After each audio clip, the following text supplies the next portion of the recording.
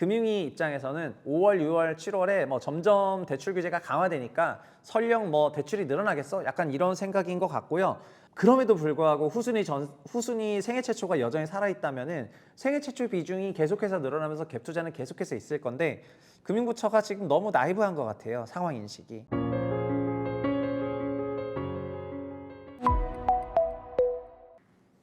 안녕하세요. 최부심입니다. 이번 주 주요 뉴스는 일단 3월 대출 동향이 나왔기 때문에요. 그리고 4월 어떻게 될지 굉장히 귀추가 주목되는 시기라서 가계대출 얘기 먼저 좀 하겠습니다. 가계대출 3월 기준으로는 플러스 0.4조 증가를 했습니다. 지난달에 4.3조 증가를 했기 때문에 4월은 이렇게 보시면은 티가 안 나게 꼭 이렇게 꼬꾸라졌다고 표현을 하면 될 것 같아요. 그래서 금융위가 종합적으로는 가계대출 증가율이 굉장히 저조했다 이렇게 좀 얘기를 했고요. 다만 20년, 21년에 보시면은 대출 증가세가 사실 굉장히 컸었는데 월에 막 10조씩 빌렸었거든요. 그러다가 22년, 23년 큰 폭으로 하락을 하고 대출 감소하면서 시장이 좀 무너졌고 이후에는 요거는 특례보금자리론 그리고 요거는 이제 50년 만기 주담대하고 그다음에 신생아론 그리고 생애 최초 대출 후순위 이런 것들이 만들어낸 거고요. 올해도 생초 후순위라든가 이런 것들이 작동을 좀 했습니다. 이걸 쪼개서 보면은 현재 우리나라 대출 시장은 종합적으로 보면은 정책금융 중심의 대출로 시장이 바뀌었어요. 그래서 과거에는 이런 노란색으로 표시한 거나 오렌지색으로 표시한 거나 아니면 시커먼색으로 표시한 게 없었는데 지금은 이게 많이 생겼다는 거를 아실 수가 있을 것 같고요. 23년에는 특례보금자리론 중심으로 시장이 올라갔다가 작년부터는 신생아론 중심이고 그리고 그 사이사이에 숨어있는 생애 최초 대출 이런 것들을 중심으로 시장이 돌아서고 있습니다. 지금 이번 달에도 보시면 합산해서 플러스 0.4조인데 정책 모기지는 뭐 거의 한 2.5조, 3조 원 정도 나오고 있으니까 대출 대부분 다 이런 거 중심이다라고 보시면 될 것 같고요. 정책 모기지 중심으로 되면서 민간은행보다는 공공이 확실히 주택시장의 헤게모니를 장악하고 있는 그런 모습이죠. 이것 때문에 일단 이날 가계대출 데이터가 나온 날 동시에 가계부채 점검 회의까지 했습니다. 핵심 내용은 금융위 사무처장 주재로 했고요. 정부 대출에 이게 뭐 기재부랑 국토부 하는 금융감독원, 은행연합회, 뭐 5대 은행 이렇게 다 와가지고 앞으로 어떻게 할 건지를 전반적으로 점검을 했는데 여기 메시지는 핵심은 권대현 금융위 사무처장이 한 말은 일단 가계대출이 안정적인 모습을 보이고 있지만은 3월에 부동산 규제 재시행, 그러니까 토지거래 허가제를 재시행했잖아요. 3월 재시행 이전에 활발하게 이루어진 2월, 3월의 주택거래가 시차를 두고 가계부채 통계에 반영이 되거든요. 결국 그게 집행할 때 반영이 되기 때문에 3월 통계는 마이너스인데 이건 사실 1월 달, 2월 달 이런 얘기고요. 2월, 3월 거래가 터진 거는 이제 4월하고 5월에 대출 데이터가 많이 나오게 되어 있습니다. 그래서 아마 4월 데이터는 상당히 나올 것 같거든요. 요걸 보면은 4월 이후가 가계대출 관리에 있어서 특히 중요한 분수령이다 이렇게 볼 수 있을 것 같고요. 다른 지역으로 또 토지거래 허가제 풍선 효과가 뭐 번져나가지 않을 건지 그러니까는 이제 강남 3구, 용산구는 못 사니까 다른 뭐 마포나 성동구나 뭐 양천구나 강동구로 부동산을 사면서 대출을 좀 하지 않을지 이런 거를 모니터링 하겠다. 요게 금융위 사무처장의 전반적인 메시지입니다. 근데 이런 메시지를 보다 보면은 지금 정부가 뭘 잘 모르고 있다고 저는 생각이 되냐면은 지금 생애 최초 대출의 심각성을 금융부처 사람들이 잘 모르는 것 같아. 제가 이 생애 최초 대출의 후순위로 막 돈 빌리고 하는 게 일단 이름도 어렵잖아요. 후순위. 그런 게 어렵다 보니까 사람들이 그 심각성을 잘 모르는 것 같은데 사실 이게 장난 아닙니다. 당장 1분기만 해도요. 올해 1분기 생애 첫 내 집 마련이 전년비 또 4% 증가를 했고요.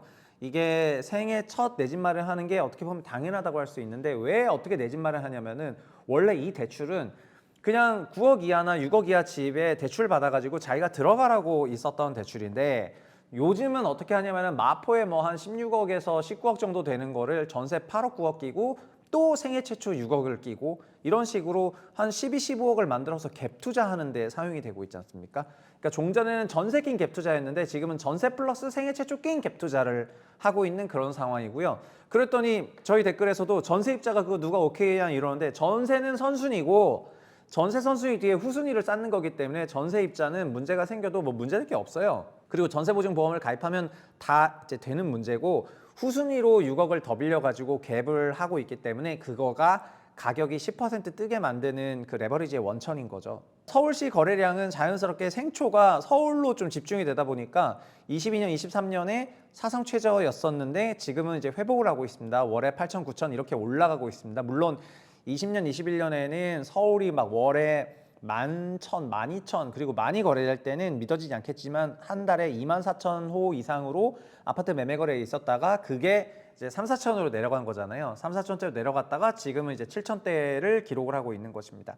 근데 지방을 보시면은 이제 수도권 외에는 20년, 21년에 그러니까 수도권 막 올라가다가 이후에 시장이 침체를 하고 그다음에 지금 계속 횡보세인 거거든요. 그래서 지금 지방 거래량이 이제 3만 정도가 나오고 있는데 수도권 이외의 지역의 거래량 3만 건 정도가 나오고 있는데 서울 하나가 지금 월에 7, 8천 나오고 있는데 나머지 수도권 외가 다 합친 게 뭐 3만 대인 걸 보면은 그리고 이게 회복이 안 되고 있잖아요. 그걸 보면은 매매 거래량만 보더라도 어디가 회복하고 있고 어디가 회복하지 않고 있는지 너무나 티가 나고 지금 서울만 회복하고 있다.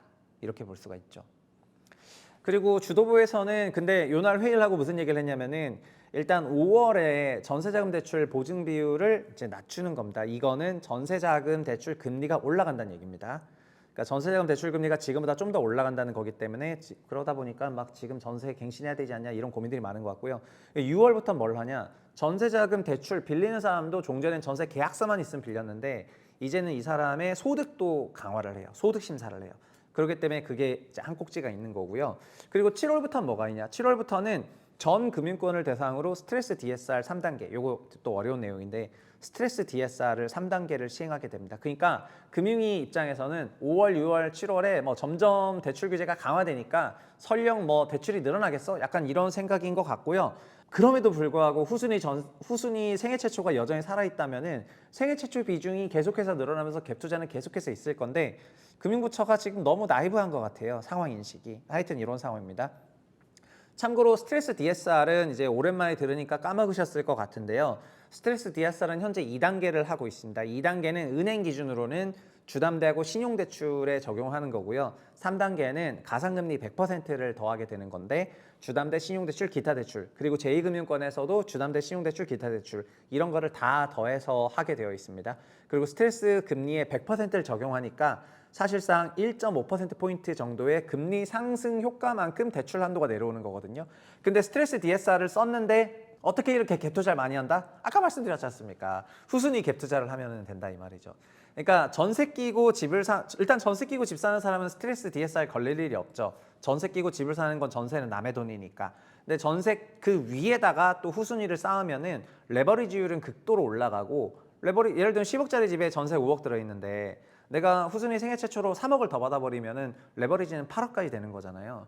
여기다가 신용대출 1억 받으면은 제 레버리지율이 90% 되는 거 아니겠어요? 여기다가 부모한테 막 1억 정도 받았다 10억으로 그럼 풀대출이야. 이런 상태로 이제 쌓이게 되는 건데 요런 상황이 만들어진 게 22년 8월 1일부터인데요. 후순위 생애 최초가 열리면서부터 이게 가능한 건데 이거 누가 열었다? 금융위 열었다는 겁니다. 금융위원회가. 금융위가 열었는데 현재 금융위원회는 상황인식을 어떻게 하고 있다?